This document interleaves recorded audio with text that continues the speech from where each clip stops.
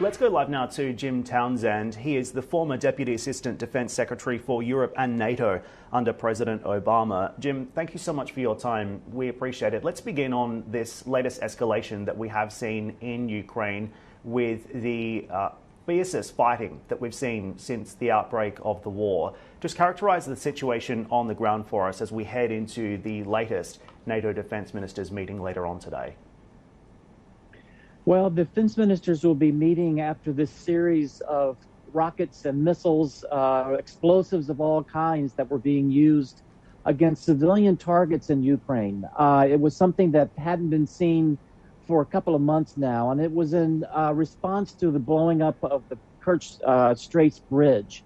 And so as the ministers sit down, they're going to have to deal with a Putin who is lashing out, and a Putin who seems to really feel the pressure in Moscow from those saying that he's not tough enough.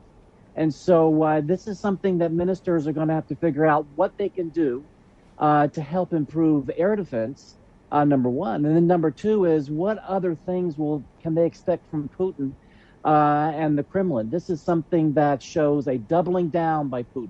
And what will that look like? We don't know. Exactly. And Jim, the other thing we're seeing now is nuclear drills playing out. How is it that the West can conduct these nuclear drills and ensure that they aren't seen as escalatory by Russia and President Putin? Well, that was certainly something that was debated by the alliance. The alliance is, they don't make rash actions. And so the feeling by the ambassadors and those around the table at NATO was that if they don't do this already planned exercise, steadfast noon is what it's called, if they don't do it, the signal to Putin would be one of weakness, of one where we were backing down. The feeling was that they needed to go forward with this, and that they could do it in a way that wouldn't be provocative and it would be done in a transparent way, so that there would be no surprises. But the feeling was that they needed to go forward with it. It doesn't involve live weapons. As you said, this is more of a logistics exercise, and so they're going to go forward with it, and to make sure Putin understands that we're not going to be scared by his rattling of the nuclear saber. And of course, there are growing fears about the risk of a nuclear option here. Is it possible, in your view and in your experience, Jim, that President Putin could indeed use a tactical nuclear weapon in Ukraine? That is the greatest fear facing the West at the moment. Well, you know, this is something that he has threatened for a couple of months now. So this is not something new in terms of this war that we've been seeing unfold since February. He's using this to intimidate. He's using this to try to split the West, to split off the United States. And he has really underestimated the strength of the alliance and the strength of the West.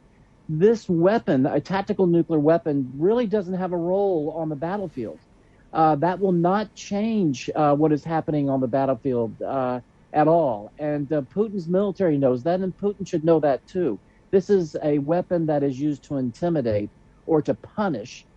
So the feeling is that we're going to hear the rattling of the saber, but we won't see him use it.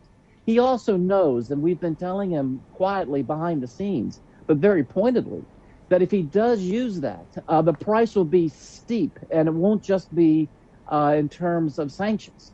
So he knows that this isn't going to be something that he will use as if it's a weapon that one uses every day. This is not. And my feeling is that we will not see this used. This is something that there's other tricks up his sleeve he can use to try to affect the battlefield that might have more of an impact than a nuclear weapon. Jim, I also want your reaction to the meeting that we've seen between Vladimir Putin and his UAE counterpart. Did this do anything to ease tensions or to advance a diplomatic solution in your view? It's interesting that the UAE leader is one of the last world leaders to still have an open door to the president. So perhaps the Gulf, which has close ties to Russia, might play a more advanced role in developing some kind of solution to this crisis. Your view? Well, I don't think so, frankly. I think right now what we're going to see is Putin focused totally on the pressure he's getting from inside the Kremlin, from some of his oligarch friends, from the security services, from the military. He's also feeling pressure from the bloggers, Russian bloggers who are pushing Putin, saying he's not being tough enough. He's got people on the street that are being arrested. He's got young men fleeing Russia, and he's got reverses on the battlefield that these poorly trained and equipped reservists that are coming in to reinforce his troops that are currently there. He's got that to worry about. That's what he's focused on.